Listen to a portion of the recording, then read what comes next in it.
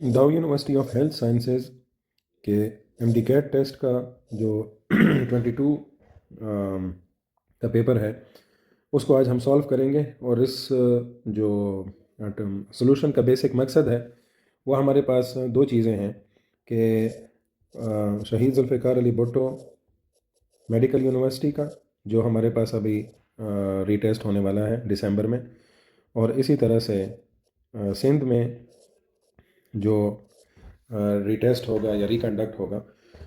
तो उसके लिए स्टूडेंट्स को प्रिपरेशन में टाइम तो मिल गया है, लेकिन ज़ाहिर है जितनी ज़्यादा इफ़ेक्टिव एमसीक्यूज़ की उनकी प्रैक्टिस होगी उतना ही उनके लिए अच्छा होगा। सो दोनों जो कैंडिडेट्स हैं हमारे पास, चाहे वो जुल्फ़िकार अली भुट्टो मेडिकल यूनिवर्सिटी के हैं या सिंध के हैं, उनको यहाँ से फ़ायदा मिल सकता है इस वीडियो से। इस वीडियो को हम दो सेक्शंस में करेंगे। फर्स्ट पार्ट में भी हम क्या करेंगे, कुछ क्वेश्चंस को सॉल्व करेंगे मोस्ट प्रोबेबली, क्योंकि टोटल क्वेश्चंस हमारे पास होते हैं 54, तो उसको हम हाफ कर देंगे, 27 हमारे पास पार्ट 1 में हो जाएंगे और इसी तरह से पार्ट 2 में भी 27 सॉल्व करने की कोशिश करेंगे। सो जल्दी से हम उस पोर्शन पे जाते हैं। स्टार्ट में यहाँ पर बायो का सेक्शन है, but we move towards the physics portion. और इसमें जो सेक्शन हमने पिक किया है, मतलब कोड नंबर जो है पेपर का, या आप उसको कलर भी कह सकते हैं, कोड नंबर उसका बी है, ग्रीन। ठीक है, तो ये हमें जहन में रहना चाहिए हमारे। सो क्विकली पहले क्वेश्चन की तरफ अप्रोच करते हैं। When the different resistors are connected across the terminal of a battery, तो ये डिफरेंट रेजिस्टर्स की कनेक्शन है बैटरी के साथ। Both EMF and terminal potential difference gradually change, ये पहला ऑप्शन है। यहाँ पर पहले हम ऑप्शन देखते हैं।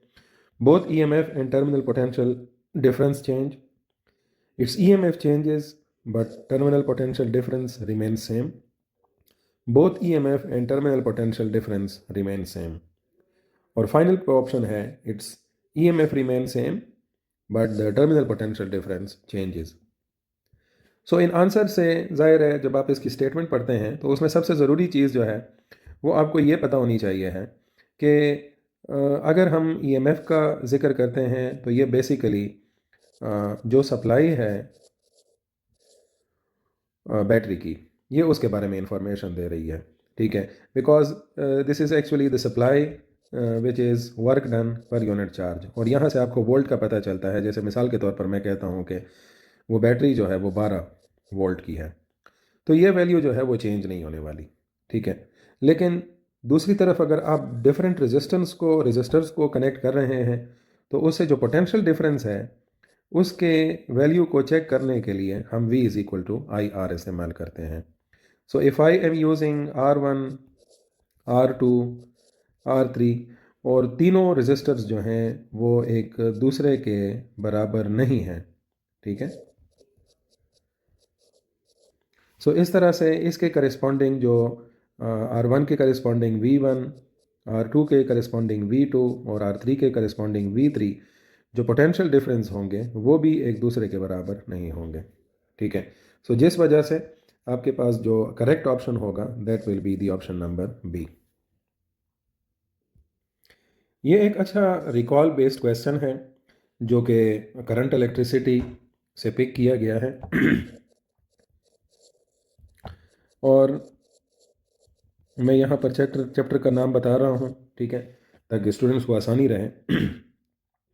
लेकिन इस रिकॉल बेस्ड क्वेश्चन में बहुत तरीके से जो क्वेश्चन है वो बनाया गया है। ठीक है, सो मतलब फर्स्ट अटैम्प्ट में इसको, ज़ाहिर है जब ऑप्शन इतने लेंथी हैं तो ऑटोमेटिकली उसमें बच्चा जो है स्टूडेंट वो कंफ्यूज होने के बहुत ज़्यादा चांसेस होते हैं। लेकिन थोड़ा सा अगर आप इसको सिस्टमेटिकली इस तरह से सॉल्व करने की कोशिश करेंगे, ठीक है, इस मैकेनिज़्म पर, तो ये काफ़ी आसान होगा आपके लिए।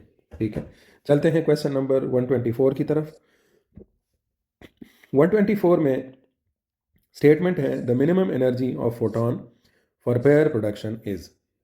अब एक तो इसका आंसर स्टूडेंट्स को मे बी जब उन्होंने बुक स्टडी की होगी, स्टेटमेंट्स रीड की होंगी, तो उनको डायरेक्टली यहाँ से पता चल जाएगा कि that will B 1.02 MeV mega electron volt, जो कि किस से बनता है 0.51 MeV प्लस 0.51 MeV। ठीक है। और अब अगर गिवन ऑप्शंस में देखेंगे तो यहाँ पर इन्होंने ये जो पेपर प्रोवाइड किया है, जो मैंने इंटरनेट से डाउनलोड किया हुआ है, ठीक है, तो ज़ाहिर है यहाँ पर जो वेबसाइट है उसमें उन्होंने मेरे ख्याल में टाइपोग्राफिक मिस्टेक हुआ है, और इसमें ये ऑप्शन नंबर सी जो है that is the correct option. और इसको थोड़ा सा हम करेक्ट कर लें। यहाँ पर कैसे करेक्ट कर लें कि यहाँ पर आप पॉइंट लगा दें, सो दैट विल बी 1.02 MeV। ठीक है। और अगर थोड़ा सा आपके जहन में ये चीज़ याद नहीं रहती, या मिसाल के तौर पर डायरेक्ट ये स्टेटमेंट नहीं है याद, तो चूँकि पेयर प्रोडक्शन में हमें पता है कि फोटोन जो है वो इलेक्ट्रॉन और पॉजिट्रॉन बनाता है। तो ये जो 0.51 MeV mega electron volt energy है, ये बेसिकली इलेक्ट्रॉन की है, और इसी तरह से ये 0.51 MeV इलेक्ट्रॉन जो एनर्जी है ये पॉजिट्रॉन की एनर्जी है। तो इसलिए इसकी जो मिनिमम एनर्जी है वो एटलीस्ट जो मिनिमम एनर्जी है वो होनी चाहिए है इन दोनों के सम के बराबर, और वो आपके पास 1.02 MeV होगा। It's a simple recall based question, और ये जहन में रहें कि modern physics, dawn of modern physics के चैप्टर से, सेकेंड ईयर से ये पिक किया गया है। चलते हैं अगले क्वेश्चन की तरफ। Question number 125, the mathematical equation representing the Faraday's law is. So simple सा क्वेश्चन है यहाँ पर। अब फैराडेज लॉ की स्टेटमेंट क्या रिप्रेजेंट करती है? That induced EMF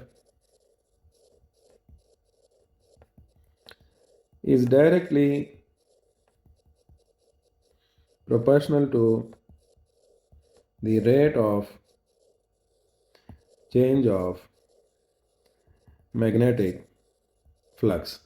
so magnetic flux का चेंज और उसका रेट। सो अगर आपको डायरेक्ट इक्वेशन नहीं भी याद, so delta phi by delta t, और उसके साथ n is for the number of turns, और नेगेटिव साइन जो है लेंस लॉ के लिए, और ये आपके पास इक्वेशन बन गई। ठीक है। तो ये सारी चीज़ें अगर आपके जहन में है, बिकॉज लेंस लॉ की भी इंक्लूजन है, सो आपके पास जो ऑप्शन नंबर बी है that will be the correct option, this one. ठीक है। It's again a recall based question, और आपको पता चल गया होगा this is from electromagnetic induction, second year के चैप्टर से ये क्वेश्चन पिक किया गया है। नेक्स्ट क्वेश्चन 126 हमारे पास है, अ cyclist moving in a circular track skids because. अब ये बात आपको यहाँ पर जहन में रखनी चाहिए है कि सर्कुलर मोशन में इस मोशन को परफॉर्म करने के लिए जिस फोर्स की ज़रूरत पड़ती है that is called as centripetal force. और सेंट्रीपिटल फोर्स की डायरेक्शन जो है ये towards the centre of the circle होती है। अब इस केस में जब साइकिलिस्ट जो है वो सर्कुलर ट्रैक पर मूव कर रहा है और वो स्किड कर जाता है, उसकी वजह क्या होती है? क्योंकि जो रिक्वायर्ड सेंट्रीपिटल फोर्स है जिसकी इक्वेशन हमारे पास इस तरह से बनती है, और उसमें मेजरली दो चीज़ें रोल प्ले करती हैं कि वो किस रेडियस के सर्कल पर रिवॉल्व कर रहा है और किस स्पीड से रिवॉल्व कर रहा है। तो ये जितनी ज़्यादा स्पीड का, जैसे स्पीड जितनी ये ज़्यादा करता जाएगा और सर्कल उसके छोटे रेडियस का होगा। ये दो फैक्टर्स हैं, एक फैक्टर नंबर 1 है, दूसरा फैक्टर 2 है। तो स्पीड पर वो डायरेक्टली डिपेंड करती है सेंट्रीपिटल फोर्स, आर पर इन्वर्सली करती है। तो अगर मैं मिसाल के तौर पर आर को फिक्स भी कर दूं लेकिन स्पीड को इंक्रीज करता जाऊं तो सेंट्रीपिटल फोर्स ज़्यादा उसको रिक्वायर्ड होगी। अब इस ज़्यादा फोर्स को फ्रिक्शन सपोर्ट करती है, ठीक है, जिसकी वजह से ये साइक्लिस्ट जो है वो सर्कल में रिवॉल्व कर रहा है। तो अगर वो लिमिटिंग फ्रिक्शन की वैल्यू उससे लेस हो जाए सेंट्रीपिटल फोर्स से, सो that will be the condition when he will skid. ठीक है। सो यहाँ पर आपके पास जो करेक्ट ऑप्शन होगा this will be the option number ई। ठीक है। It's again simple recall based question, लेकिन यहाँ पर प्रॉपर इक्वेशन के थ्रू उसके रिजल्ट्स को यूज़ करके बनाया गया है। आई विल नॉट कंसिडर, मतलब चूँकि इसमें थोड़ा सा टेक्निकलिटी है, लेकिन उसमें सबसे जो ज़रूरी चीज़ है यहाँ पर समझने की वो ये है कि कोई न्यूमेरिकल डाटा आपको प्रोवाइड नहीं किया गया। So obviously it's a recall based question, but a good conceptual approach is lying with in that question. अगला क्वेश्चन हमारे पास है क्वेश्चन नंबर 127। अच्छा, ये मैं बता दूं कि ये जो क्वेश्चन नंबर 126 था, ये जिनके ऑलरेडी उसका जिक्र भी यहाँ पर हो चुका है, सर्कुलर एंड रोटेशनल मोशन के चैप्टर से ये पिक किया गया है फर्स्ट ईयर से। अगला क्वेश्चन 127 हमारे पास है, a body is dropped from a certain height and falls freely. ठीक है, so it means no air friction is involved. Its velocity after 5 seconds will be. So इस केस में हमारे पास जो हम इक्वेशन यूज़ करते हैं वो सिंपल ये इक्वेशन यूज़ करते हैं। और ऐसे केसेस में चूंकि वो फॉल कर रहा है, जब वो फॉल स्टार्ट करता है तो उसकी इनिशियल वेलोसिटी 0 होती है। सो सिंपल तरीका है कि जितना टाइम आपको दिया हुआ है उसको आप जी से मल्टीप्लाई कर दें। सो 9.8 को आप 5 से मल्टीप्लाई करें and that will give you 5 8s are 40। ठीक है, 4 आपके पास बच जाएगा और 5 9s आर 45, 45 प्लस 4 49, ये 1 डेसिमल प्लेस, तो ये 49 मीटर पर सेकंड आपके पास जवाब आ जाएगा। And that will be the correct option will be the option number E. Application based question है ये। ठीक है, और फोर्स एंड मोशन के चैप्टर से ये कॉन्सेप्ट पिक किया गया है। अगला क्वेश्चन हमारे पास है 128 और इसमें स्टेटमेंट है, two transverse travelling waves are presented by these equations, y1 is equal to a naught sine k x minus omega t, और दूसरा है a naught sine k x minus omega t minus y. अब अगर आप k x minus omega t के factor को देख लें, ये वाला पोर्शन जो है इसके प्रोपेगेशन को और ये इसके टाइम पीरियड को रिप्रेजेंट कर रहा है या फ्रीक्वेंसी को। जहाँ तक ये तीसरी चीज़ है फाई, ये रिप्रेजेंट कर रही है फेज को। So this one. सो आप देखते हैं कि y1 की इक्वेशन में आपको फेज वाली टर्म नहीं नज़र आ रही। इसका मतलब यह है कि यहाँ पर y1 के लिए फेज की वैल्यू 0 है और y2 के लिए फेज की वैल्यू एग्जिस्ट करती है। ठीक है, और वो नॉन ज़ीरो है। तो इसका मतलब ये हुआ कि इनके ना तो इस फैक्टर में कोई फ़र्क है ओमेगा टी वाले फैक्टर में, ना के एक्स वाले फैक्टर में कोई डिफरेंस आ रहा है। ठीक है, जो फ़र्क आ रहा है वो है फेज़ वाली टर्म में। सो ये एक दूसरे के साथ फेज़ में डिफ़र करते हैं। चैप्टर नाम ये रिकॉल बेस्ड क्वेश्चन है, सिंपल बिकॉज ये इक्वेशंस ऑलरेडी अवेलेबल हैं और वेव्स के चैप्टर से फर्स्ट ईयर से ये क्वेश्चन पिक किया गया है। अगले क्वेश्चन में 129 में, in equation E is equal to minus delta V by delta r, negative sign indicates it. ये बड़ा इंटरेस्टिंग क्वेश्चन है जो कि माइनस, ये बेसिकली है क्या चीज़, that is actually the electric field as potential gradient. ठीक है, और इसमें इंटरेस्टिंगली जब आप इलेक्ट्रिक फील्ड की डायरेक्शन को फॉलो करते हैं, सो पोटेंशियल की वैल्यू जो है उसमें क्या हो रही होती है, इन डिक्रीज हो रही होती है। मैं थोड़ा सा यहाँ पर बता भी देता हूँ कि मिसाल के तौर पर ये एक आपके पास पॉजिटिव चार्ज है। ठीक है, और ये कंसिडर हम कर लेते हैं कि ये इसकी सराउंडिंग फील्ड है। ठीक है, थोड़ा सा इस चार्ज को हम इधर रख लेते हैं। ठीक है, सो अब अगर मैं फील्ड लाइंस को ड्रॉ करता हूँ इस तरह से, सो इन फील्ड लाइंस में ये इलेक्ट्रिक फील्ड की डायरेक्शन है। अब मैं क्या करता हूँ, अगर इस डायरेक्शन में जाता हूँ तो इस डायरेक्शन में पोटेंशियल की वैल्यू क्या होगी, डिक्रीज होगी। सो ये जो राइट वाली टर्म है that is the change in potential with respect to position. So let's say मैं यहाँ पर एक पोजीशन पॉइंट पिक करता हूँ और फिर दूसरा पॉइंट यहाँ पर पिक करता हूँ, that is let's say A and that is B. ठीक है, सो इस वक्त यहाँ पर आपके पास सिचुएशन क्या है, सिचुएशन ये है कि V A is greater than V B. ठीक है, तो हम क्या कर रहे हैं, फील्ड की डायरेक्शन में जा रहे हैं और फील्ड की डायरेक्शन में इलेक्ट्रिक पोटेंशियल में क्या आएगा, डिक्रीज आएगा। सो पहला ऑप्शन तो ये आपके पास है, ये गलत होगा। दूसरा ऑप्शन है E points towards the decreasing V, E is perpendicular to V, E is parallel to delta V, opposite to delta V. So ये जो चीज़ है वो आपके पास आएगी कि E points towards the decreasing potential. ठीक है, तो ये आपके पास जो ऑप्शन होगा that will be option B, that E points towards decreasing V. अच्छा, अब यहाँ पर थोड़ा सा आपके जहन में ये डाउट हो सकता है कि ये डेल्टा वी की वैल्यू जो है इससे हमें क्या हासिल होगा। इलेक्ट्रिक पोटेंशियल जो है ये बेसिकली एक स्केलर टर्म है, लेकिन अगर आप इसको पोजीशन के लिहाज से चेंज ऑब्जर्व करते हैं, ये वाली term delta V by delta are, तब ये एक वेक्टर टर्म बन जाती है, दैट बिकम्स पोटेंशियल ग्रेडियंट। सो इस तरह से ये वाले ऑप्शंस भी कंसिडर किए जा सकते थे। ज़ाहिर है इनमें एक चीज़ जो थी वो आपके पास फिर कंसिडर की जा सकती थी पॉजिटिव या नेगेटिव साइन के साथ, लेकिन मसला यहाँ पर क्या है कि इसमें वो डेल्टा आर वाली टर्म अवेलेबल नहीं है। So it's just a difference in potential, electric potential, so that is not referring towards any vector quantity.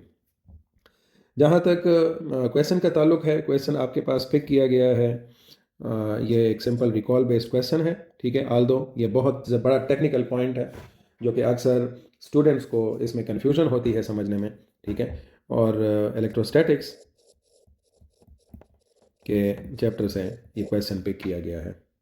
अगला क्वेश्चन हमारे पास है, the path of a neutron moving perpendicular to magnetic field is. अब ये जो question जिस statement से pick किया गया है वो बेसिकली इफेक्ट होता है इलेक्ट्रॉन पर, पॉजिट्रॉन पर, या प्रोटॉन, या इसी तरह से लेट्स से एल्फा पार्टिकल्स। मकसद हमारा क्या है, वो पार्टिकल्स जो पॉजिटिव या नेगेटिव चार्ज रखते हैं, तो जब वो मैग्नेटिक फील्ड के परपेंडिकुलर जाते हैं so they feel a magnetic force, ठीक है। लेकिन चूंकि न्यूट्रॉन जो है वो एक न्यूट्रल ऑब्जेक्ट है, पार्टिकल है, सो इस वजह से ये जिस डायरेक्शन में भी जाएगा उसे कोई भी मैग्नेटिक फील्ड अफेक्ट नहीं करेगी, उसकी वजह से कोई मैग्नेटिक फोर्स अप्लाई नहीं होगी। So it will move in a straight line. Simple recall based question है, ठीक है।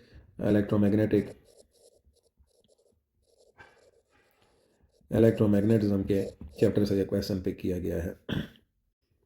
अगला क्वेश्चन हमारे पास है, a battery of E M F E has an internal resistance, this is not Y, this is R, if current I is drawn then the terminal potential V1 is given by. So इसमें simple जो equation हमारे पास इसकी बनती है वो है I R plus I R, ठीक है। ये आपके पास लेफ्ट साइड पर ई एम एफ है, ये potential difference across the external resistance है या लोड रेजिस्टेंस है, और ये इंटरनल रेजिस्टेंस की है। सो इसको यहाँ पर इन्होंने किस से रिप्रेजेंट किया हुआ है, V1 से। सो मैं इसकी इक्वेशन को इस तरह लिख लेता हूँ, ठीक है।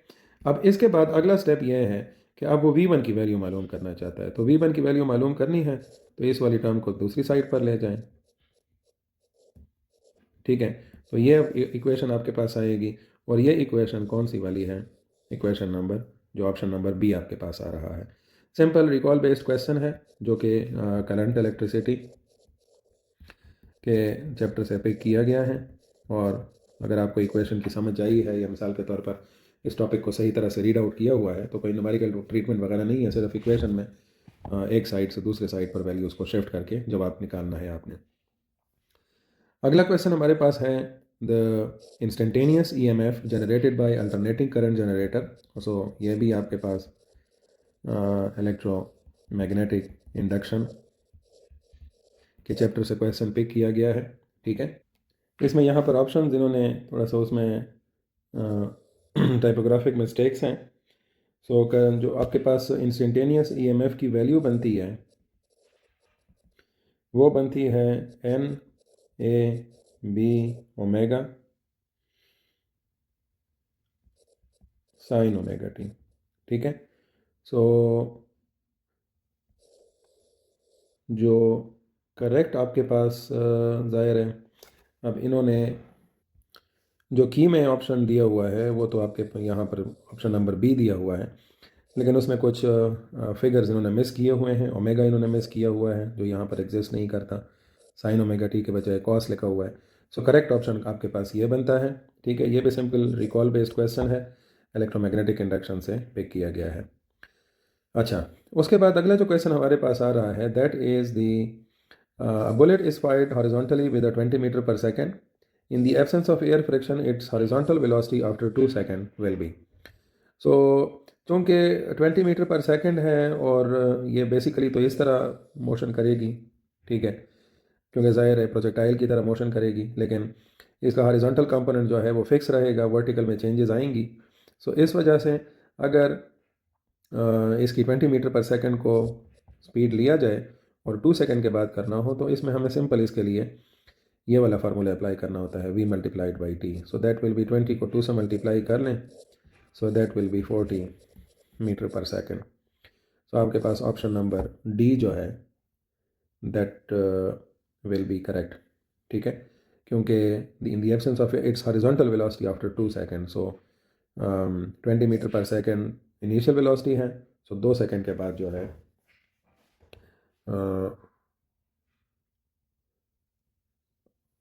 अच्छा यहाँ पर सॉरी, ये जो चीज़ हमें बताई गई है वो 20 मीटर, सॉरी मैं डिस्टेंस मालूम नहीं करना था, ठीक है, मालूम क्या करना था, वेलोसिटी की वैल्यू। तो ज़ाहिर वेलोसिटी तो आपके पास फिक्स है 20, तो चाहे वो 2 सेकंड हो, 10 सेकंड हो या 15 सेकंड हो, तो वो आपके पास कोई फ़र्क नहीं आने वाला, और ये जो रिज़ल्ट है वो आपके पास आ जाएगा 20 मीटर पर सेकंड। एक बात यहाँ पर अभी जहन में रख भी लें कि से फॉर एग्जांपल अगर आपको डिस्टेंस की वैल्यू भी यहाँ पर मालूम करने का कह दिया जाता, अच्छा है कि हमने एक और भी सोल्यूशन यहाँ पर कर लिया, तो उस वक्त आपके पास करेक्ट ऑप्शन जो है वो ये ऑप्शन नंबर डी होता, क्योंकि वैसे तो आप ये वाली इक्वेशन यूज़ करते हैं, लेकिन इस केस में हॉरिजॉन्टल एक्सेलरेशन ज़ीरो होती है in the case of no air resistance for the projectile motion.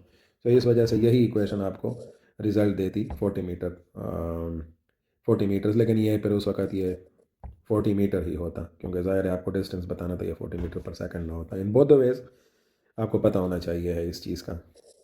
Application based question है, ठीक है, फोर्स एंड मोशन से ये कॉन्सेप्ट उठाया गया। अगला क्वेश्चन हमारे पास है that if Rydberg constant for hydrogen is R H, then wavelength lambda of first line in Lyman series. So जो वेवलेंथ की इक्वेशन हमारे पास बनती है that is 1/λ R H 1/n1² minus 1/n2², ठीक है। सो इसको बुक में एन और पी से भी रिप्रेजेंट किया गया है। सो इसमें अगर आप फर्स्ट लाइन लेते हैं, सो n1 को मैं 1 ले लूँगा और इसको मैं लूँगा 2, ठीक है, और इसके लिए हमारे पास जो रिज़ल्ट आएगा 1/1 माइनस 2 है, सो 1/4 आ जाएगा, और इससे बनेगा 1/1 माइनस, इसको LCM ले लें 4, सो 4 1s आर 4 और 1, तो ये बन जाएगा 1/λ इज़ इक्वल टू RH 3/4। क्योंकि हमें लैम्डा की वैल्यू मालूम करनी है तो इसको बिल्कुल सर पैर उल्टा कर दें, लैम्डा बन जाएगा 4/3 और RH भी डिनोमिनेटर में चला जाएगा।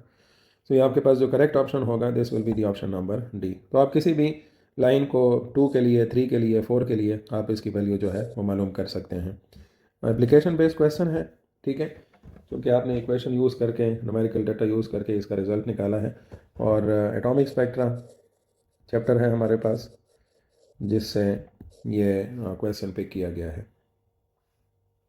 अगला क्वेश्चन हमारे पास आ रहा है that the ratio of molar specific heat of a gas at constant pressure to its molar specific heat at constant volume is ये Cp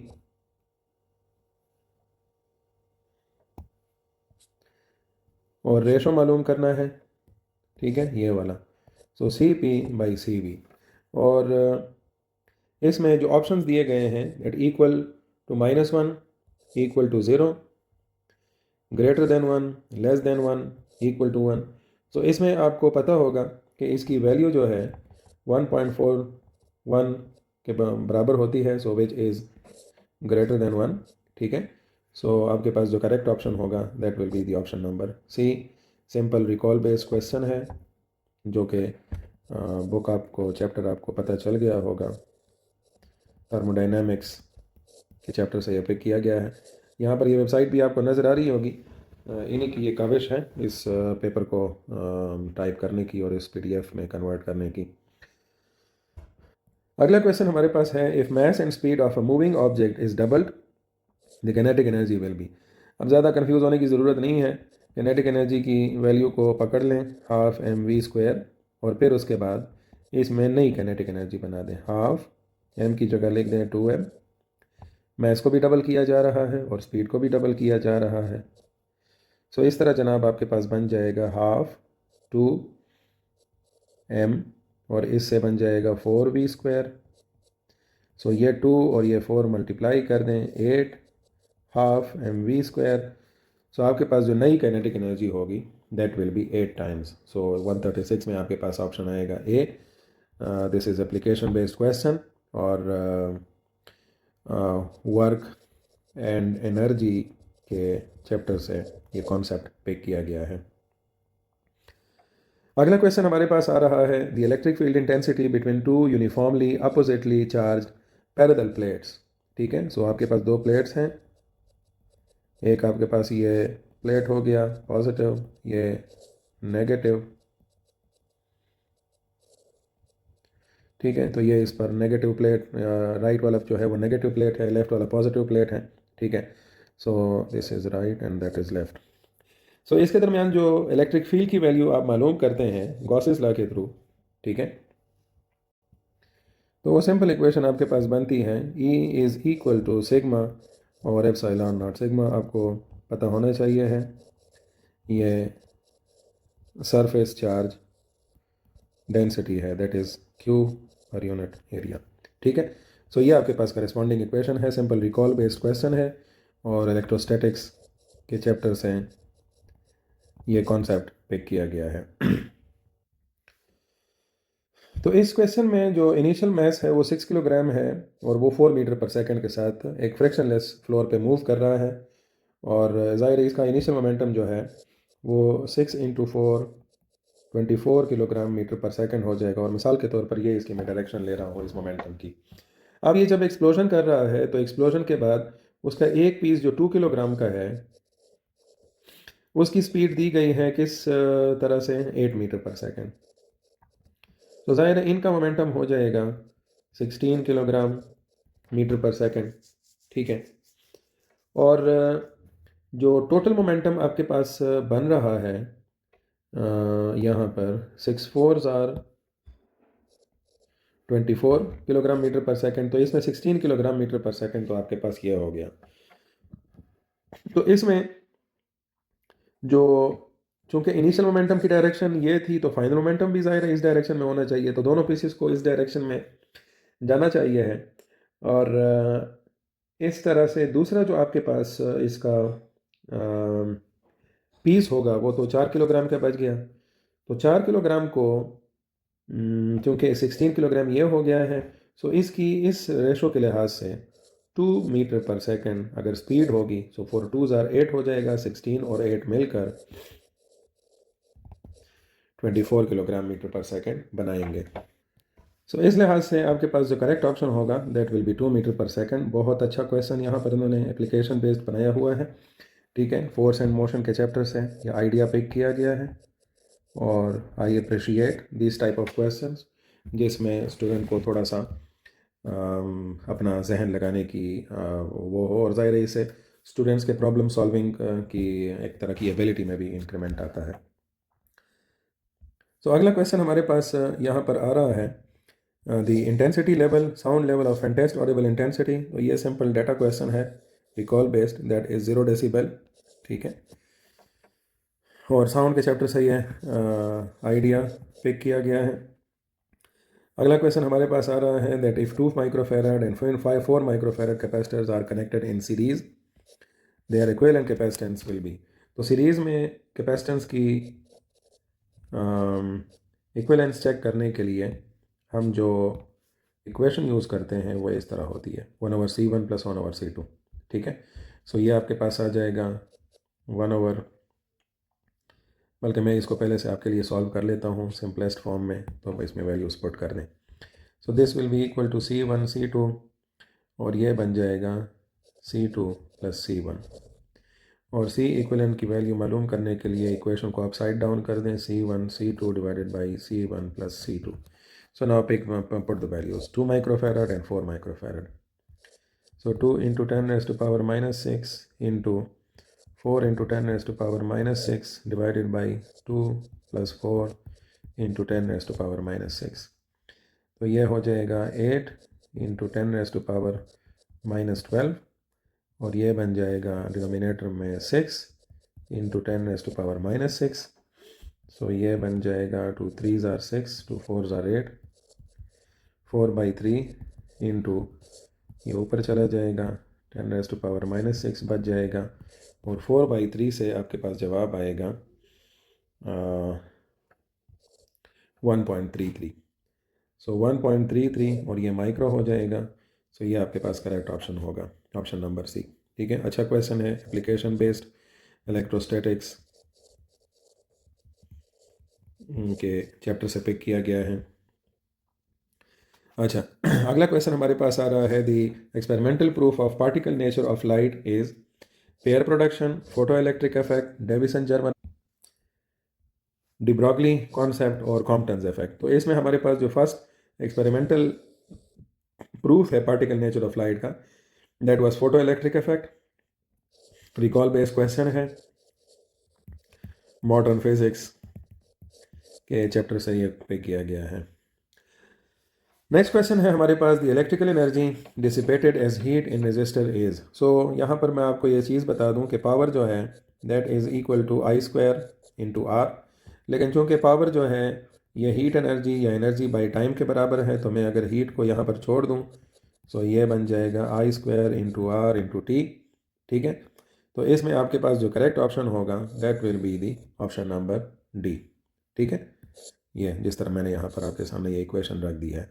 ये वाले ऑप्शंस ठीक हो सकते थे, लेकिन ये इनको गलत लिखा गया है, ज़ाहिर है इसलिए वजह ये ठीक नहीं है. ये V square by R into T का ऑप्शन हो सकता था, लेकिन यहाँ पर मैंने डिनोमिनेटर में ये आर यूज़ नहीं किया हुआ. So the best option is आपके पास ऑप्शन नंबर डी आ गया है correct option. Simple recall based question है. ठीक है, करंट इलेक्ट्रिसिटी के चैप्टर से ये कॉन्सेप्ट पे किया गया है. 1 kilowatt hour is equal to, simple normal question है, 3.6 into 10 raise to power 6 joule. मालूम किस तरह होता है, 1 किलो वाट आवर, किलो की जगह 10 रेज़ टू पावर 3, वाट की जगह जूल बाई सेकंड और आवर की जगह 3600 सेकंड. तो second cancel, this will become 3600. So 3.6 और ये भी आ जाएगा. तो 3.6 into 10 raise to power 6, 10 raise to power 6 is mega joules. So ये आपके पास आएगा, इन्होंने इस मेगा को हटाया हुआ है, इसको इधर शिफ्ट कर दिया है, और आपके पास जो करेक्ट ऑप्शन फिर होगा that will be 36 into 10 raise to power 5 joules. ठीक है, सिंपल रिकॉल बेस्ड क्वेश्चन है, क्योंकि ज़ाहिर है ऑलरेडी बुक के अंदर इसकी वैल्यूज़ दी गई हैं. Unit joule per coulomb is equal to. ठीक है, सो जूल पर कूलम, और ये आपके पास इक्वेशन है, ये वोल्ट हो जाएगा. ठीक है, सो ये आपके पास option number A recall based question है और इलेक्ट्रोस्टैटिक्स के चैप्टर से ये कॉन्सेप्ट उठाया गया है. According to the law of radioactive decay, the rate of disintegration is directly proportional to, एक आपके पास प्रेशर है, डेंसिटी ऑफ सब्सटेंस है, वॉल्यूम ऑफ सब्सटेंस है, नंबर ऑफ एटम्स प्रेजेंट है और टेम्परेचर. सो इस केस में क्योंकि ये रेडियोएक्टिव डीके जो है ये एक्सटर्नल एनवायरनमेंट के कंडीशंस पर डिपेंड नहीं करता, so it only depends upon the number of atoms present. ठीक है, कि कितने प्रेजेंट एटम्स जो हैं वो आपके पास अनस्टेबल हैं. सो ये आपके पास ऑप्शन नंबर डी जो है ये करेक्ट ऑप्शन होगा. सिंपल रिकॉल बेस्ड क्वेश्चन है, न्यूक्लियर फिजिक्स के चैप्टर से ये कॉन्सेप्ट पिक किया गया है. The AD current loss in a transformer can be reduced by using thick copper core, using thick non-magnetic core, using iron core, using laminated iron core, using non-conductive. So lamination करते हैं हम, ठीक है, ताकि जो शीट है पूरा core जो है उसको हम शीट्स में कन्वर्ट कर देते हैं, और फिर उन शीट्स को क्या करते हैं, लेमिनेटेड, एक तरह से उसको इंसुलेट कर देते हैं, लेमिनेटेड शीट्स. तो उससे उनकी जो कंडक्टिव नेचर है वो मतलब वो जो करंट की एडिशन है वो रिड्यूस हो जाती है, जिसकी वजह से एडी इफेक्ट करंट्स जो हैं रिड्यूस हो जाते हैं। सिंपल रिकॉल बेस्ड क्वेश्चन है और इलेक्ट्रोमैग्नेटिक इंडक्शन के चैप्टर्स हैं, ये कॉन्सेप्ट पिक किया गया है। The absolute gravitational potential energy U of an object of mass m on the surface of earth is given by, तो सिंपल आपके पास ये इक्वेशन वैसे भी आपको याद होनी चाहिए है, G M M by R E है, ठीक है। सो इसमें आप देख लें सही तरह से, आप ये वाला जो ऑप्शन आ रहा है फर्स्ट वाला, ठीक है, that is the correct one, ठीक है। इसमें एक और चीज़ भी मैं बता दूं कि अगर आप इसी को मैस पे डिवाइड कर दें तो ये बनता है ग्रेविटेशनल पोटेंशियल, और उस वक्त बनती है value G M by R E, ठीक है। लेकिन हमारे पास जो क्वेश्चन में आस्किंग की गई है जिस पॉइंट की, तो ये ऑप्शन नंबर ए है, 4 लिखा गया है, ये option number A simple recall based question है, work and energy first year के चैप्टर से ये कॉन्सेप्ट पिक किया गया है। अगला क्वेश्चन है, the speed of photon in a free space is, so that is 1 over epsilon not, ये वैल्यू पिक की गई है। चैप्टर 15 में ऑलरेडी इसकी न्यूमेरिकल इसकी वैल्यू मैक्सवेल्स इक्वेशन से अडॉप्ट की गई है, ठीक है, और ये वहाँ से डायरेक्टली ये इक्वेशन पिक किया गया है, रिकॉल बेस्ड क्वेश्चन है, ठीक है। और ज़ाहिर है इसकी अगर आप न्यूमेरिकल वैल्यू लगाते हैं so that becomes 2.99 something into 10⁻⁸ metre per second. अगला क्वेश्चन आपके पास आ रहा है, a charge Q is moving with a velocity v parallel to magnetic field, the magnetic force on a charge will be, so F is equal to Q V cross B, जिसको हम Q we B बाद में sine theta लगा देते हैं। अगर theta की value 0 है तो साइन 0 जो है वो आपके पास आ जाता है 0, और इस तरह से पूरे फोर्स की वैल्यू जो है वो 0 हो जाती है। ये सिंपल रिकॉल बेस्ड क्वेश्चन नहीं है, बल्कि मैं इसको एप्लीकेशन बेस्ड क्वेश्चन की कैटेगरी में डालूंगा। एक कंडीशन को यूटिलाइज करके रिजल्ट निकाला गया है, ऑप्शन डी आपके पास करेक्ट ऑप्शन होगा। सो अप टिल नाउ हमारे पास 27 क्वेश्चंस हो गए हैं, ठीक है। सो अगले पोर्शन में रिमेनिंग 27 क्वेश्चंस करेंगे। यहाँ पर कोशिश मैंने यही की है कि स्टूडेंट्स को सिर्फ सवालात के जवाबात नहीं, बल्कि उनके लेफ़्ट राइट पे भी बताया जाए कि और किस तरह से क्वेश्चंस बन सकते हैं, सोल्यूशन हो सकती है, ठीक है। कोशिश करें कि इससे आइडिया सही तरह से अपना गेन करें, ताकि इनमें से कोई भी ऐसा कॉन्सेप्ट अगर दोबारा से क्वेश्चंस में आता है, ठीक है, तो आपको वो क्लियर हो। और आई होप सो इससे काफ़ी आपको मालूमात हासिल हुई होंगी। जो क्वेश्चंस हमने यहाँ पर सॉल्व किए हैं अपने दोस्तों के साथ शेयर करें, ठीक है। आपकी शेयरिंग और आपकी लाइक्स या आपके कमेंट्स जो हैं वो एक तरह की मोटिवेशन होती है, ठीक है, तो जिससे हमें पता चलता है कि हमारा ये जो काम है ये किसी के मतलब इस्तेमाल में आ रहा है, कोई इससे फ़ायदा ले रहा है, और ख़ास तौर पर स्टूडेंट्स जो अपने एम्स को हासिल करने के लिए इससे फ़ायदा लेंगे। That's most happiest thing for my self. So video पसंद आई हो तो अपने दोस्तों के साथ ज़रूर शेयर कीजिएगा। Thank you.